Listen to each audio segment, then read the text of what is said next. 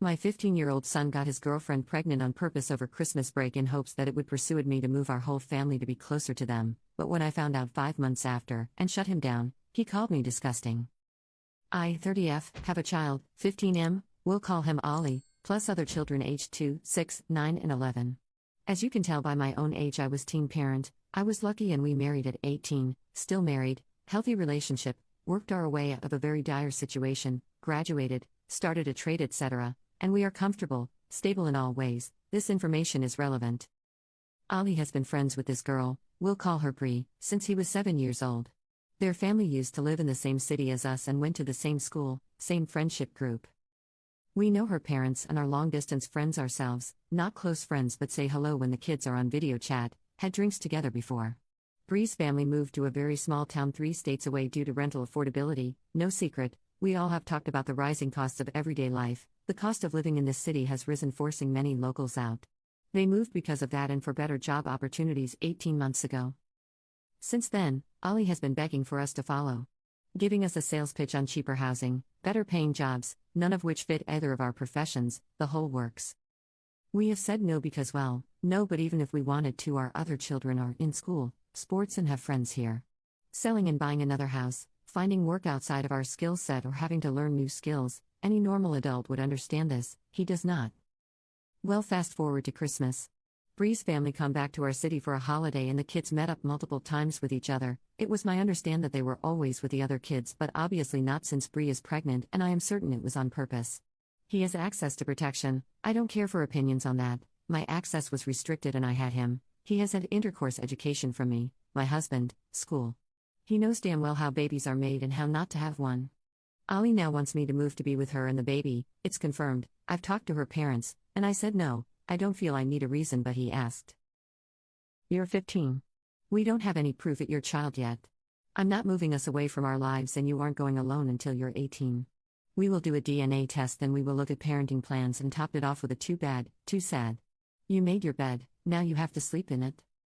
He took that back to Bree and now all communication between me and her parents has been cut. I'm a terrible person. My comments about the DNA test are disgusting and it's fueling my son's hate for me. He says I am keeping him from the love of his life and future baby, using my own successful relationship as proof it will work out. I actually don't even know if I am right or not. I'm just really upset and feel like my life I worked really hard for has been destroyed. Commenter: nobody going to point out both children are manipulative?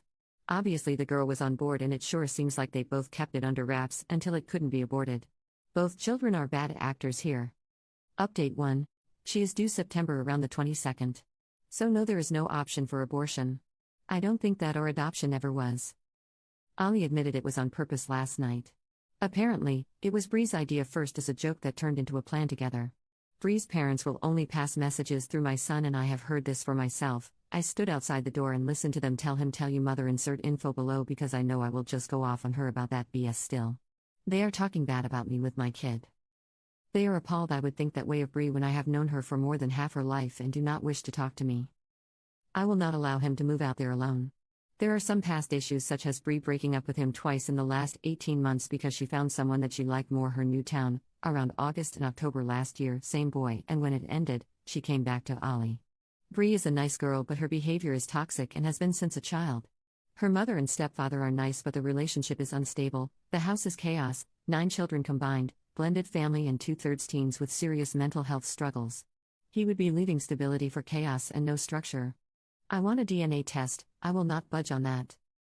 I'm close to cutting his contact totally at this point because they are only empowering him and reinforcing his behavior towards me and his father. His father is a man of few words, which is unhelpful. So far he's backed everything I have said and only really chosen to say you have the intelligence of a pair. Commenter: he's 15. You get to make the decisions and you are doing the right thing. No way can you move your whole family because of this. The responsible thing is to do a DNA and set up a parenting plan. He won't like your decisions, but that's too bad. Sometimes being a good parenting is making decisions our kids hate us for. This is a result of their bad decisions, not yours. Update 2. Things have gone south even further. At this point, husband and I have been blocked on all social media and numbers blocked, but the communication with Ollie has continued. Ali gave us Bree's parents' email address to send an email to, but before using that, I asked him to video chat Bree with me there, and then I could ask Bree to please get her parents so I can talk to them about this and tell her that if they were going to continue to refuse, then I would be blocking all contact to Ali and communication until this is resolved. I told Ali this before the call. At first, he flipped out about it, but it was this or I cut communication completely. I do think he understood that it is not okay that her parents are speaking to me through minors, and he said himself he would like us to talk to each other. Bree joined the call and hung up when she saw I too was there. Ali called back a few times and she didn't answer. She asked via text why I wanted to talk to her, and Ali told her that I wanted to speak to her mother, and if we didn't resolve the communication issue, then all contact would be ended until her parents made contact with us and we make a plan for the next few months, including DNA and then birth arrangements. Said that if the baby is his, we will travel there for the birth and first few weeks after. He told her that I personally think it probably is his baby, but I want to be sure and make sure everything is done right from the start. Well, Bree blocked him with a reply, and he is totally heartbroken, not eating, sitting in his room all day and night, not mad at me surprisingly, very, very sorry for him and to us, sad about it all, and I think regretful.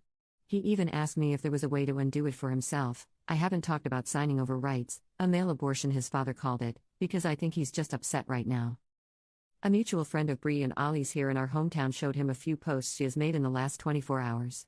Things like "It's you and me against the world, baby girl," and memes about deadbeat dads.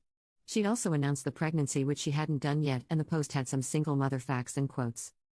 Ollie's friends knew about the situation, and a few were under the impression he had dumped her and the baby going by the post, but when he explained that what had happened, they all rallied for him in the comments. I said not to, and now she's blocked them, and we can't see what she has posted. This is just a nightmare. I have had a plan personally, not set, but something I wanted to talk to her parents about, but I don't even want to waste my time at this point. Ali gave us Bree's parents' email address to send an email to with said plan. Basically, Bree does DNA blood test. We will pay the full $1,500 for it. If it is his baby, we can book flights and plan to be there for the first month. I'll stay too with Ali, maybe even the whole family, and then we can also work on a parenting plan and getting into mediation for a judge to sign off on it. Ali's father and I spilled for the first 7 months of his life, so we have done this before and we know the process. But at this point I think I will just leave it to settle before sending an email. Commenter: reality is about to hit that kid like a fudging train. Update 3. Ali's friend was able to see her Instagram through an old account, different email. I don't use Instagram enough to know what that means, but it meant they weren't blocked when they reactivated. They found the pregnancy announcement post, and if you scrolled across, it showed a digital copy of the scan Bree sent us as a 16-week scan, apparently the first scan she had at the OB.